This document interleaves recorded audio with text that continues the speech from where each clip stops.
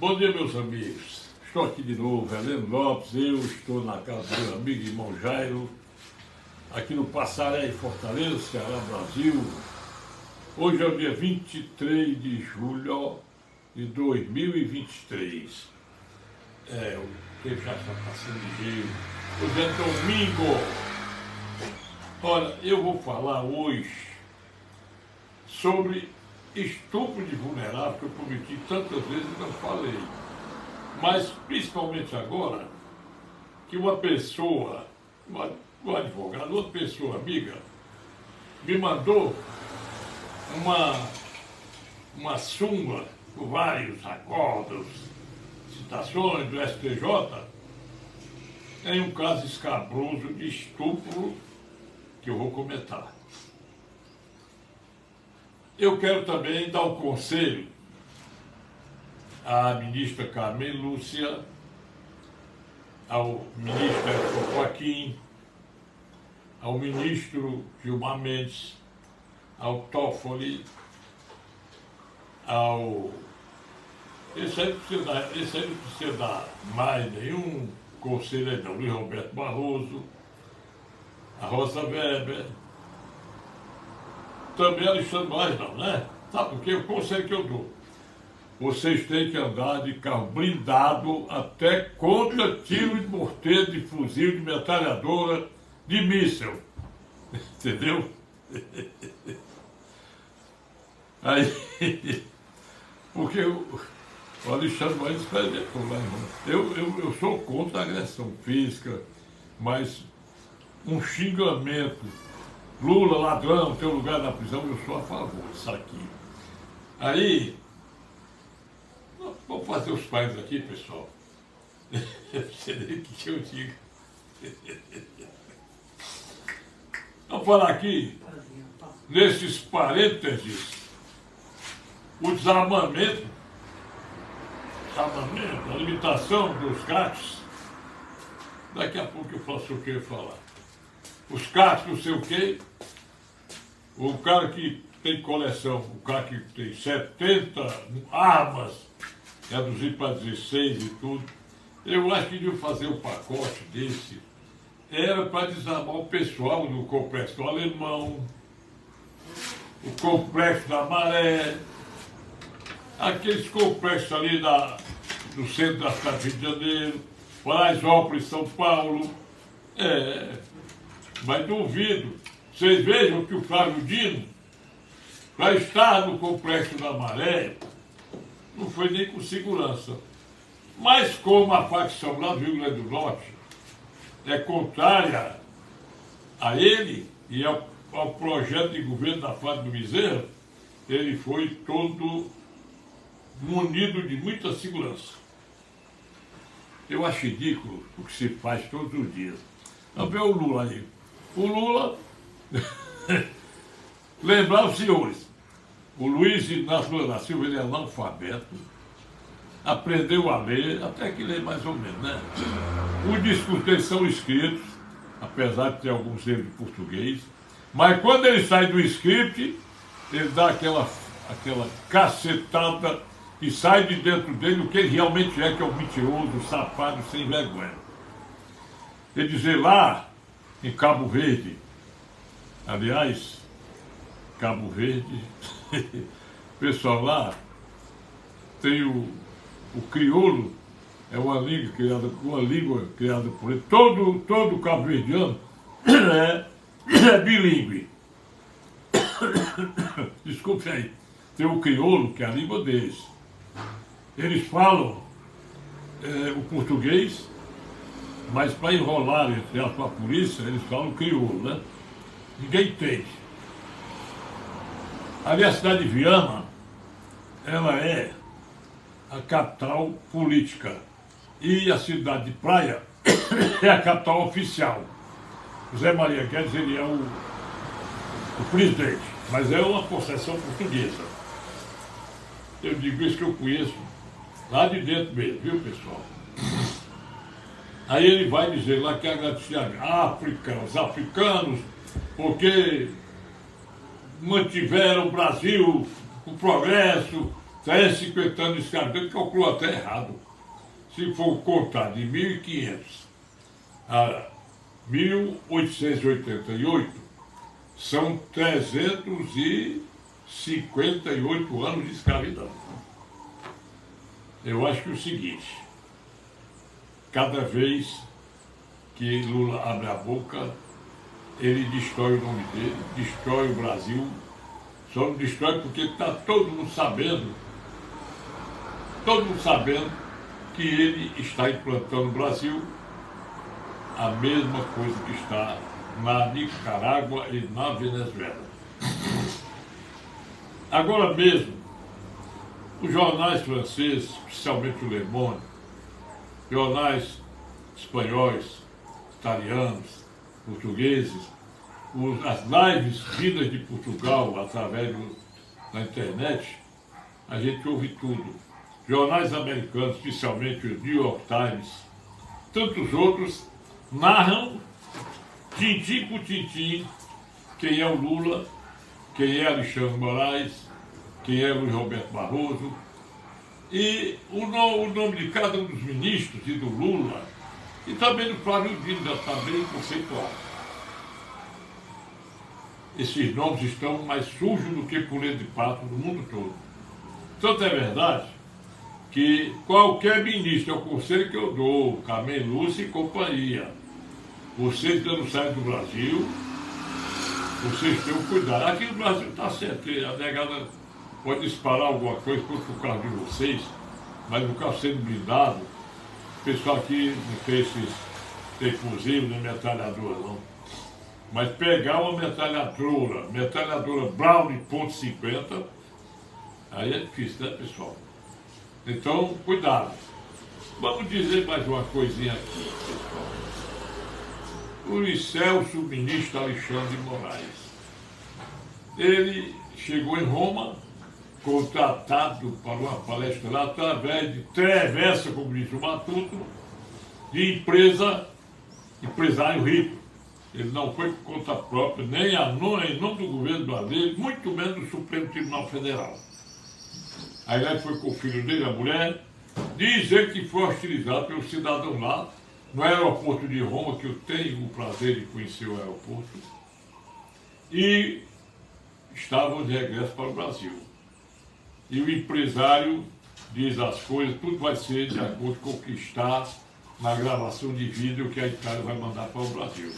Então logo aconteceu isso, mandaram um projeto de lei para punir os atos antidemocráticos, dizendo tacitamente agressão ao presidente da República, agressão aos ministros do Supremo, do STJ, não sei o que mais, pena de 20 a 40 anos.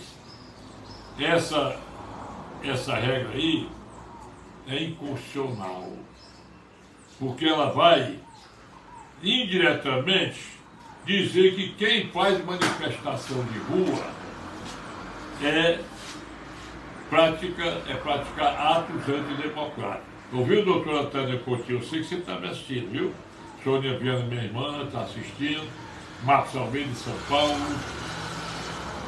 Fiquei triste com a derrota do Fortaleza de 3 a 1 para o Palmeiras, mas o Flamengo lavou o América Mineiro. E outras coisas, né, pessoal? Bom dia para vocês. Olha, aí, caiu ontem esse processo aí, como foi contra o cidadão brasileiro, agressão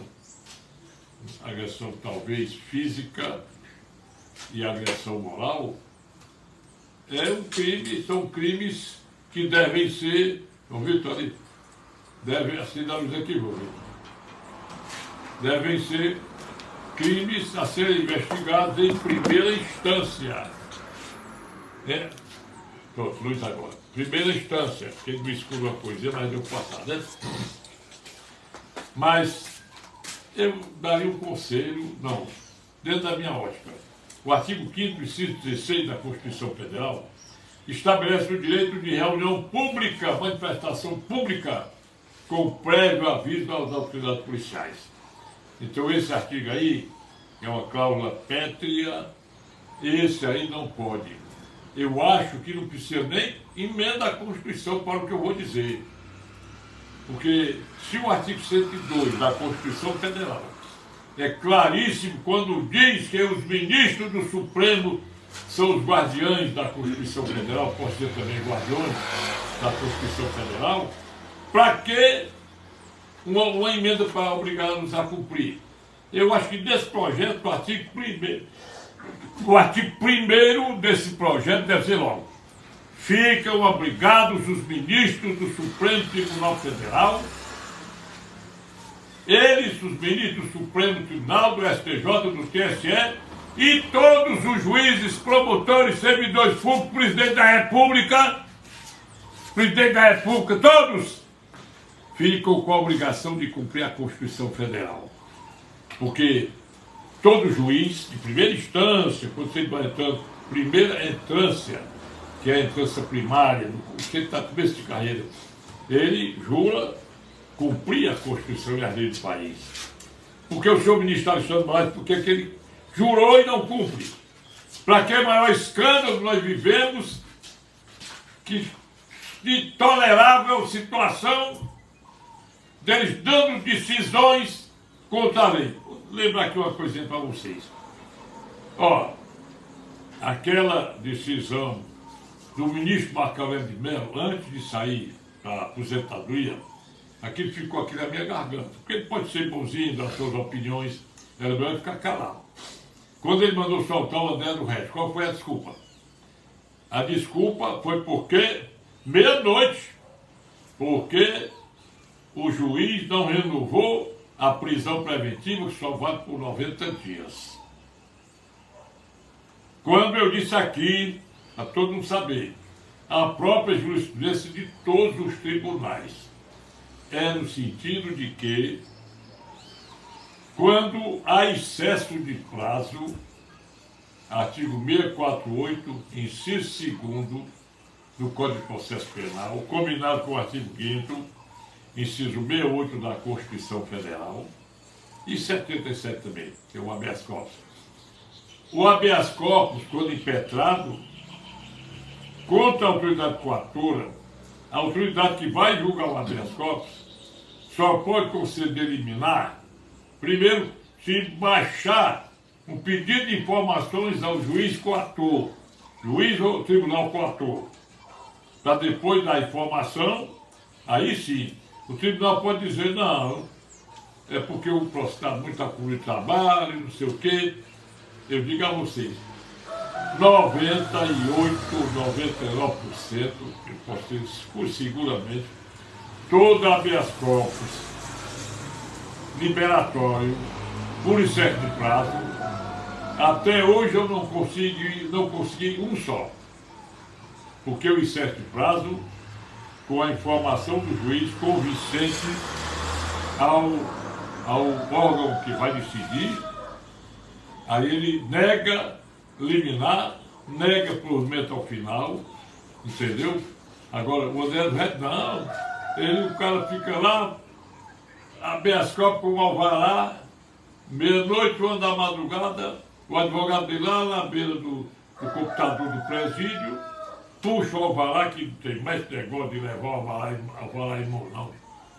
Aí, de lá saltou, já estava o avião na porta e vai embora. E já teve agora ele, André do Resto, mesmo tendo sumido, recebeu de volta o seu helicóptero. Isso é o Brasil, né, pessoal? Brasil. Agora, o Flávio Dino está deitando e rolando com essa história de desarmamento, com essa história de fazer o projeto, botar o projeto de lei. Agora é muito sintomático, porque os aplausos do Lula, todo mundo sabe. Agora vamos entrar aqui num assunto que eu acho que é agradável para nós. Em primeiro lugar,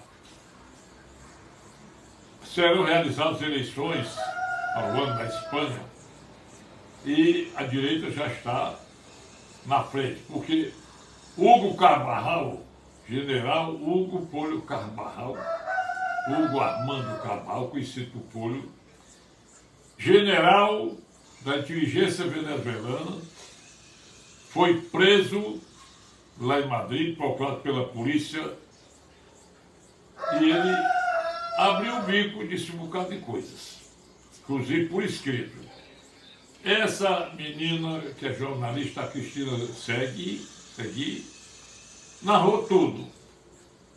Aí ele estava preso para ser extraditado para a América do Norte, para os Estados Unidos.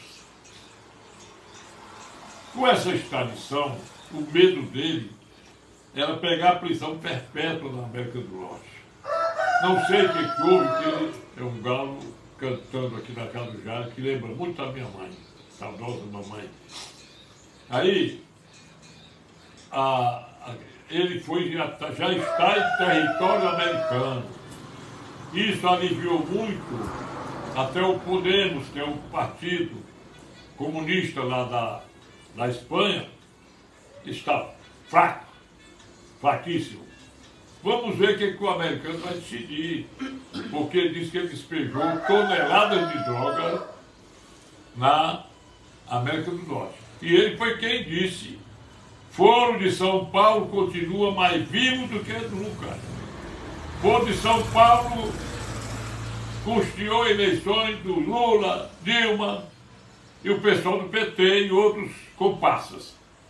Foro de São Paulo foi fundado, vou repetir, eu não estou com o documento na mão, mas o Cabral, nas afirmações de lá, estava um representante do grupo de maior tráfico do mundo, as FARC, Forças Armadas Revolucionárias Colombianas, que mandaram representantes para fundar o Foro de São Paulo, juntamente com Luiz Inácio Lula da Silva, juntamente com Ciro Gomes, Hugo Chávez, também o ditador Fidel Castro.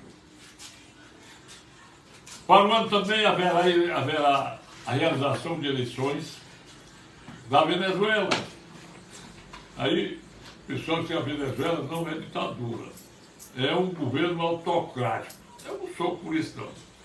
Porque a ditadura é ditadura. Uma eleição simulada, isso não existe. É a mesma eleição que aconteceu no Brasil. Todo mundo sabe que o Bolsonaro ganhou a eleição.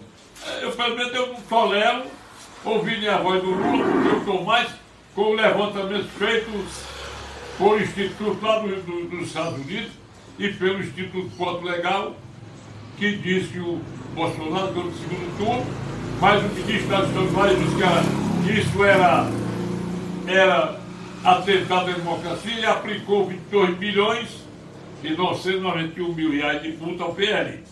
Por que 22 milhões? Porque 22 é o partido do PL, né? Então, até hoje ninguém decidiu, pelo menos eu não sei se decidiram. Aí, nós temos aí quem? Lembrando de novo, a trilha de atos praticados pelos ministros fora do Brasil antes das eleições. As afirmações constantes do ministro Alexandre de Moraes, não, do ministro Alexandre não fala, só escreve. As afirmações do Luiz Roberto Barroso. Eleição não se ganha, se toma. Mas eu vou concluir aquela parte que eu disse. Enquanto o senhor Macaulay de Mello mandou soltar o André do Rete, porque a prisão preventiva tinha mais de 90 dias, e porque esse negócio não é observado para os presos políticos, inclusive gente que não praticou crime nenhum, uns na colmeia e outros como é o nome? É o presídio de Brasília, que eles chamam lá o nome, né? A colmeia de mulher. Então, por que permanecem presos? Tem gente lá que não teve audiência de custódia, que é obrigatória, artigo 310 do Código de Processo Penal. E tem gente que chegou depois do atentado e foi preso. Presos, caminhoneiros, que não tem nada a ver com peixe, isso é um absurdo. Eles estão soltando devagarinho. Agora só tinha um jeito do ministro Alexandre de Moraes se redimir. Ele ia fazer uma decisão pública. Reconheço que descumpri a Constituição Federal a partir da minha decisão, assim. Isso aí seria homem de coragem, macho, que tem dentro de si a força de reconhecer o seu erro, não, porque não é erro. Chama-se erro aquilo que é feito involuntariamente. Mas é o seu dolo de prejudicar o Brasil, entregar o Brasil a bandidos, que nós estamos aqui com uma quadrilha comandando o Brasil. E não se iludam, as eleições que acontecerão no ano de 2024 para as prefeituras e vereadores, vocês vão ver a esculhambação que vai haver. Vão eleger nada da direita e muito do PT, dos partidos aliados, com certeza. Por que eu digo isso? Vocês se lembram quando o general Paulo Sérgio Nogueira de Oliveira mandou aquele primeiro relatório, o relatório dele, quando ele foi cobrado para o relatório das urnas eletrônicas, que ele respondeu que ia deixar para o segundo turno. Pois bem, ele mandou o relatório no segundo turno, aí o Alexandre Moraes disse, as Forças Armadas não detectaram nenhuma fraude nas urnas eletrônicas. Ele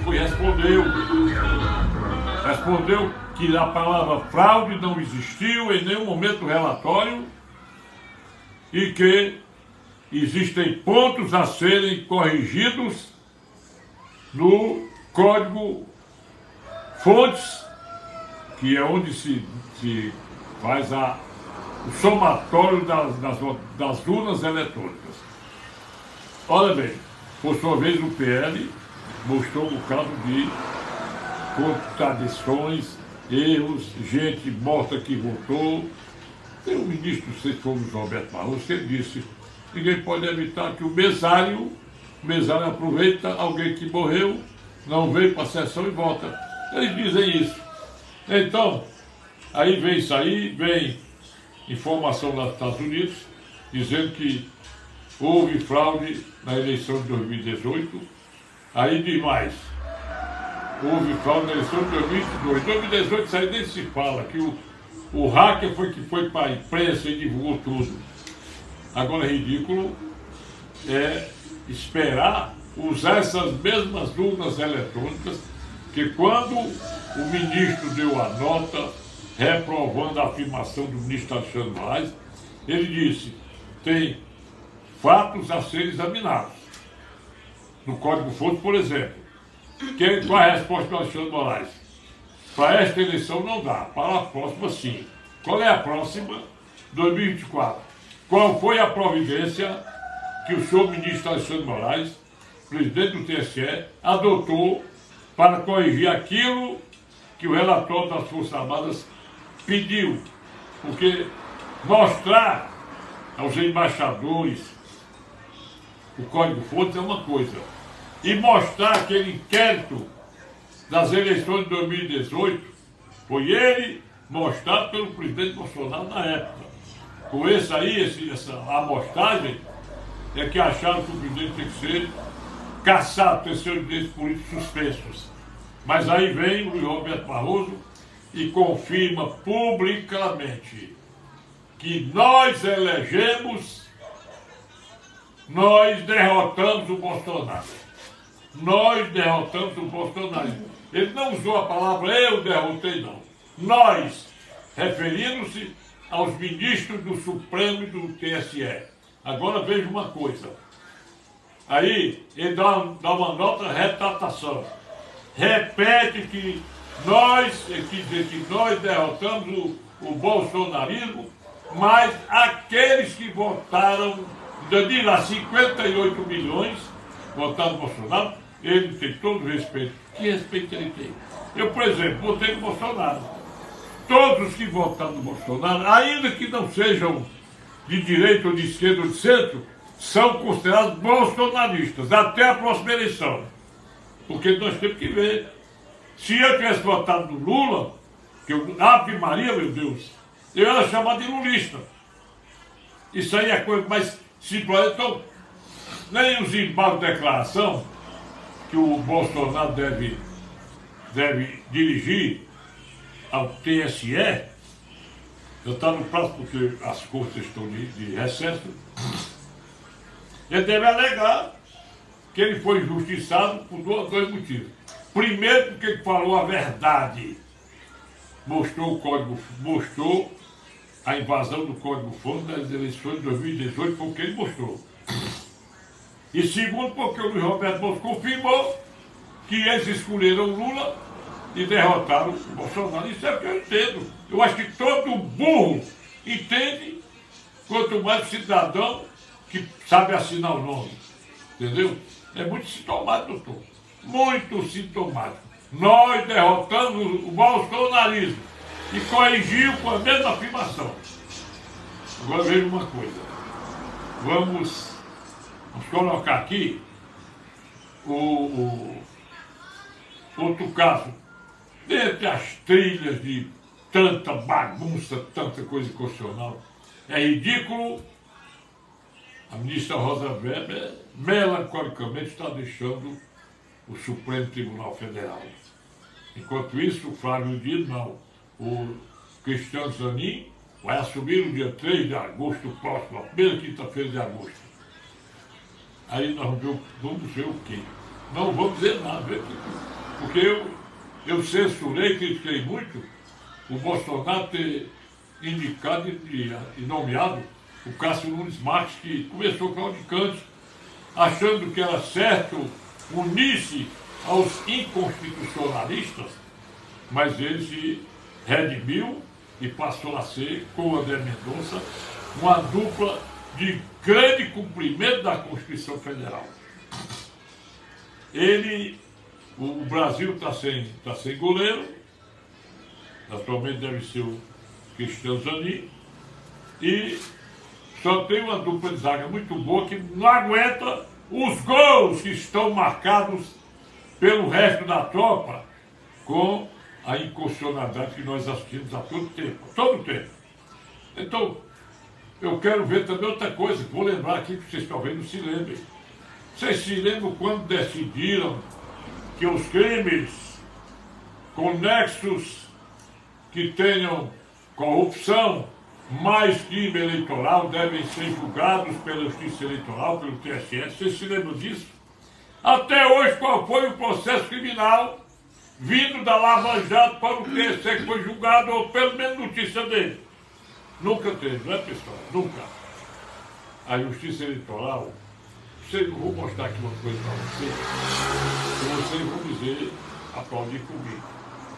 Ela tem tanta coisa grande e tudo, mas dizer que você seja condenado por crime eleitoral, transitou em julgado a condenação.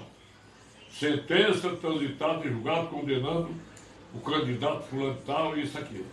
Aí ele vai, depois que transita em julgado a sentença, ele comete um crime de homicídio ou qualquer estelionato, qualquer coisa. Ele é primário. Está lá no artigo 64 do Código Penal. Não constitui causa para a reincidência, a condenação por crime eleitoral.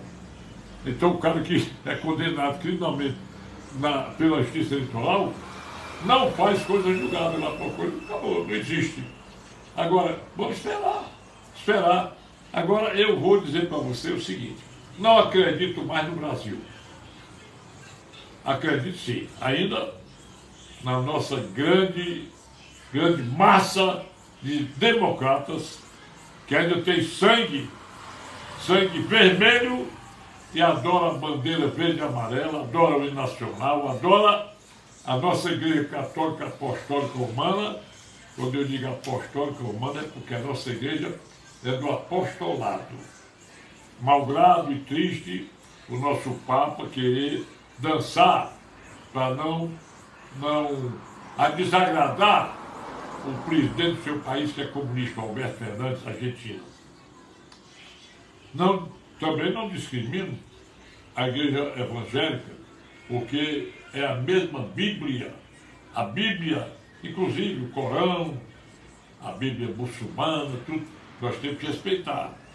Os judeus, que também são cristãos, tudo isso. Eu quero dizer aos senhores que, quando o Flávio diz assim, sou comunista, graças a Deus, Lula repete essa frase. Você já viu algum comunista não ser ateu? Vamos agora, pessoal, esperar. Eu não acredito mais nas eleições de 2024. Não acredito que o TSE vai corrigir o Código-Fontes. Acredito na maior fraude eleitoral que vai haver para nós, com certeza. Isso eu digo com a força do meu coração. Porque nós estamos assistindo uma verdadeira bandidagem comandada por aqueles que deveriam não comandar tanta baderna. Especialmente o Arthur Lira, que ele é muito mais perigoso, mais canalha do que o Renan Calheiros, da mesma terra Alagoas, muito mais. E esse Rodrigo Pacheco, como é que o cara desse não tem vergonha? Ele querendo ser ministro do Supremo, ele tem cacife para ser ministro do Supremo, que ele estando lá e está lá também fazendo a mesma coisa. Agora eu só queria uma coisa: será que algum ministro do Supremo Tribunal Federal tem a coragem de abrir a sua página de rendimentos, de bens, para mostrar ao mundo que eles vivem só do dinheiro que ganham no Supremo Tribunal Federal? Eu não estou censurando ninguém, não. Porque está lá até hoje, o senhor ministro Gilmar Mendes nunca disse nada sobre o que diz o senador Cajuru sobre ele. Ele nunca disse. Agora, vive dizendo que o Sérgio Moro é corrupto e deu sentença. Que o Sérgio Moro foi julgado suspeito. Eu nunca vi suspeição do Sérgio Moro. E, aliás, tem uns 3 processos de suspeição arquivados.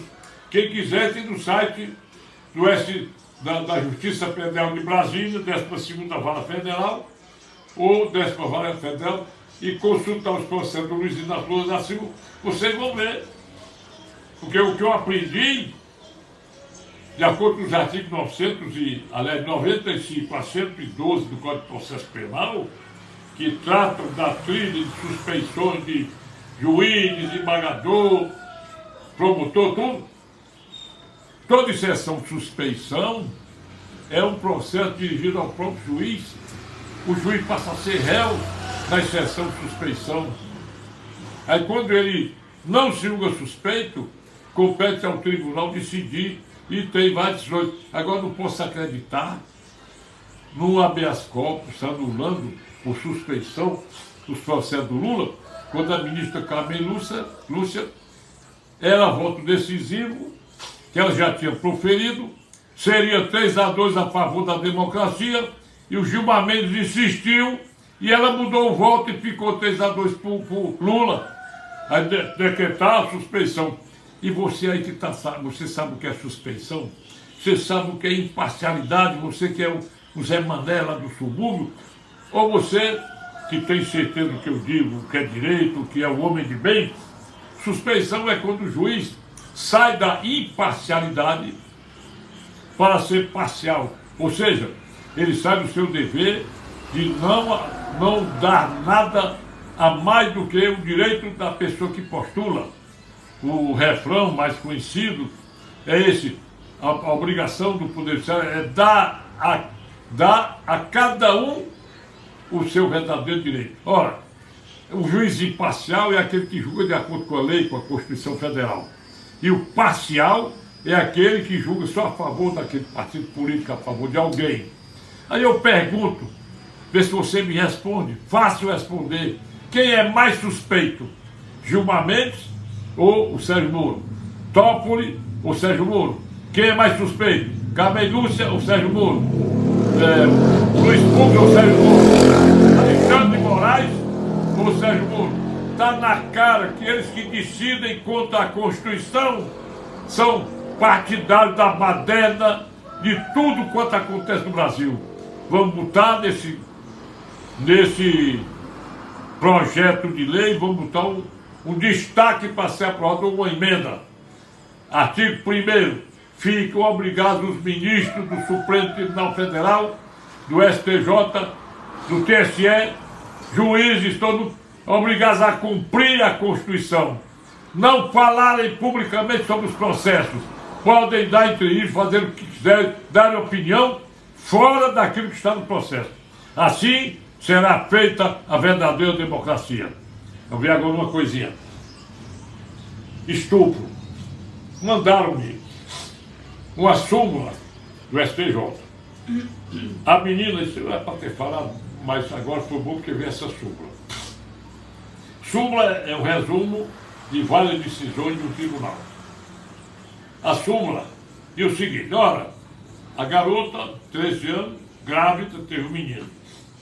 O pai aplaudia ela namorar com o fulano e ela ficou grávida. Este processo deve ter chegado ao STJ. Eu acho o seguinte, o centro, vendo uma decisão dessa, ele tem um dinheirinho.